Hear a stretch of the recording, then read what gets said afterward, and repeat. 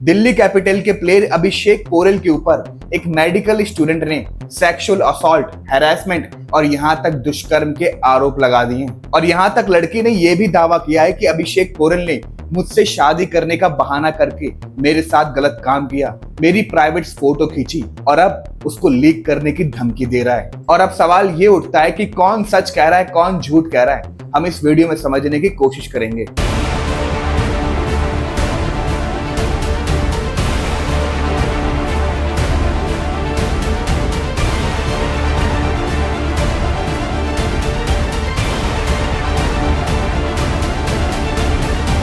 दोस्तों, अभिषेक पोरेल जो लगभग 3 साल से दिल्ली कैपिटल के साथ जुड़े हुए हैं, जो दिल्ली के लिए कीपिंग और ओपनिंग दोनों करते हैं। और भाई यहां तक अभिषेक पोरेल इंडिया ए की टीम में खेल चुके हैं। सिर्फ इतना ही नहीं भाई, ये बंदा अंडर 19 की टीम जब वर्ल्ड कप जीती थी ना, उसमें इसका अहम रोल भी था। लेकिन आज सवाल ये नहीं है कि अभिषेक पोरेल कौन है। आज सवाल ये उठता है भाई कि एक मेडिकल स्टूडेंट ने अभिषेक पोरेल के ऊपर गहरे गहरे आरोप लगा दिए। रिपोर्ट्स के मुताबिक दोस्तों, अभिषेक पोरेल और कर्नाटका की एक मेडिकल स्टूडेंट दोनों पिछले 3.5 साल से रिलेशनशिप में थे। सब कुछ बढ़िया था भाई, यहाँ तक दोनों फॉरेन ट्रिप पर भी जाते थे। जैसे एक गर्लफ्रेंड बॉयफ्रेंड का रिश्ता होता है, एकदम वैसा ही था। और यहाँ तक रिपोर्ट्स के मुताबिक ये पता चलता है कि अभिषेक पोरेल उस लड़की से शादी भी करना चाहते थे। मतलब मामला पूरा सेट था। लेकिन हाल ही फिलहाल में पिछले 1.5 साल से उन दोनों के बीच में लड़ाई झगड़ा, डिस्प्यूट वगैरह होते थे। पर ये डिस्प्यूट धीरे धीरे इतना बढ़ जाता है कि लड़की अपनी मम्मी को लेके वेस्ट बंगाल के थाने पहुंच जाती है। लड़की थाने में जाके सीधे शिकायत लिखवाती है और वो कहती है कि मैं और पोरेल लगभग 3.5 साल से रिश्ते में हैं। लड़की ये भी दावा करती है कि हम दोनों की फैमिली शादी के लिए रेडी भी हो गई थी और हम दोनों ने साथ में कितने फॉरेन ट्रिप भी किए हुए हैं। और आगे वो लड़की कहती है, लेकिन करीब 1.5 साल पहले हम दोनों के बीच में लड़ाई झगड़ा होना स्टार्ट हो गया और अब बात विवाद इतना बढ़ गया कि मुझे पुलिस के पास आना पड़ा। उसके बाद महिला ने आरोप लगाया कि पोरेल ने रिलेशनशिप और शादी के नाम पर मेरे साथ गलत काम किया। और वही सारी चीजें कि मेरे साथ गलत काम किया, सेक्सुअल असॉल्ट किया, मुझे मारता भी था और मेरे जो पिक्स हैं उसको लीक करने की धमकी भी दे रहा है। और सबसे मेन चीज, मुझसे शादी अब नहीं करने वाला। जब उस लड़की ने एफआईआर दर्ज करवाया दोस्तों वेस्ट बंगाल के थाने में, तो वहां पर रिपोर्ट दर्ज होने के बाद पुलिस लग जाती है अभिषेक पोरेल को ढूंढने में। लेकिन अभिषेक पोरेल कहीं मिलता ही नहीं है और पुलिस की इन्वेस्टिगेशन धीरे धीरे लेट होती रहती है।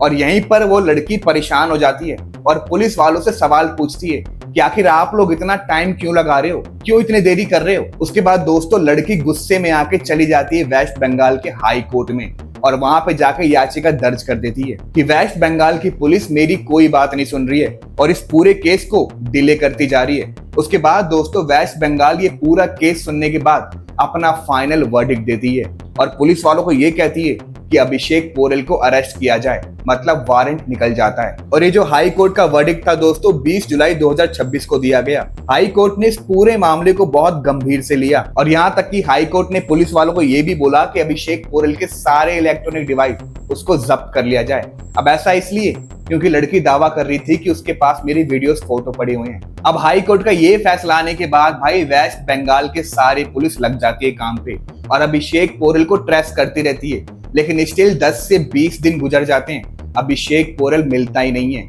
लेकिन अब जाके फाइनली 10 अगस्त 2026 की रात को मोगरा पुलिस ने अभिषेक पोरेल को गिरफ्तार कर लिया। रिपोर्ट्स के मुताबिक उन्हें डमडम नॉर्थ 24 पैरागन्स स्थित उनके रेसिडेंट से गिरफ्तार किया गया। ये गिरफ्तारी उस हाई कोर्ट के डायरेक्शन के बाद हुई जिसमें पुलिस को उन्हें एप्रीहेंड करने को कहा गया था। और गिरफ्तारी के अगले ही दिन दोस्तों 11 अगस्त 2026 को पोरेल को हाई कोर्ट में पेश किया जाता है, जहां पे पोरेल अपनी बेल की डिमांड करते हैं। लेकिन हाई कोर्ट सिरे से नकार देता है और उन्हें कोई बेल नहीं मिलता। इसके बाद हाई कोर्ट ने उन्हें 3 दिन की पुलिस कस्टडी में भेजने का फैसला किया। 3 दिन की पुलिस कस्टडी का मतलब ये है दोस्तों कि पोरेल के लिए अभी 3 दिन मांगे गए हैं, जहां पे पुलिस सारे इन्वेस्टिगेशन, सारी डिटेल्स वगैरह को निकालेगी।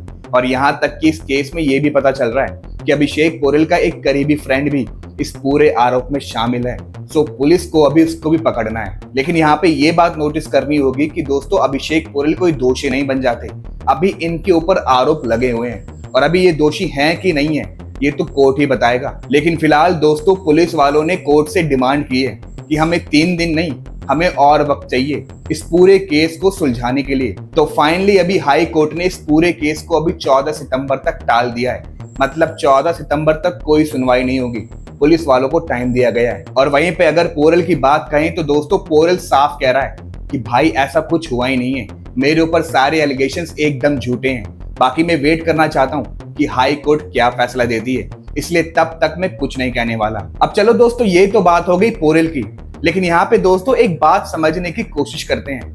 आप खुद सोचो यार, एक लड़का लड़की पिछले 3.5 साल से रिलेशन में है, उन दोनों के बीच में बहुत कुछ हुआ होगा, यहाँ तक कि लड़के ने आपस में शादी करने का फैसला भी किया था। लेकिन समहाउ किसी कारण दोनों के बीच में जो अंडरस्टैंडिंग है वो सही से बन नहीं पाई, और दोनों का डिसीजन ये था कि हम शादी नहीं करेंगे, अब चाहे वो लड़का का हो चाहे लड़की का हो। लेकिन यहाँ पर ये बात समझनी होगी भाई, इतना लंबा रिलेशनशिप चला, दोनों का फैसला था शादी करेंगे, समहाउ अगर फैसला टूट गया तो भाई कोई एक पक्ष किसी दूसरे पे कैसे इल्जाम लगा सकता है, वो भी एलिगेशंस के, असॉल्ट के, यहाँ तक कि भाई दुष्कर्म के। आप खुद सोचो भाई, अगर आप किसी के साथ रिलेशन में हो, रिलेशन खत्म होने के बाद अगर आपकी गर्लफ्रेंड या आपका बॉयफ्रेंड आप पे ऐसा एलिगेशन लगा दे तो ये कितना हद तक सही है? क्योंकि जाहिर सी बात है भाई, वो लड़की पोरेल से कोई नया तो नहीं मिली थी, कोई एक दिन का प्यार या एक दिन का सिर्फ मीटअप तो नहीं था भाई, 3.5 साल का रिलेशनशिप था। और अब वो लड़की कंप्लेन करती है कि उसने मेरे साथ ये किया, वो किया, ये किया।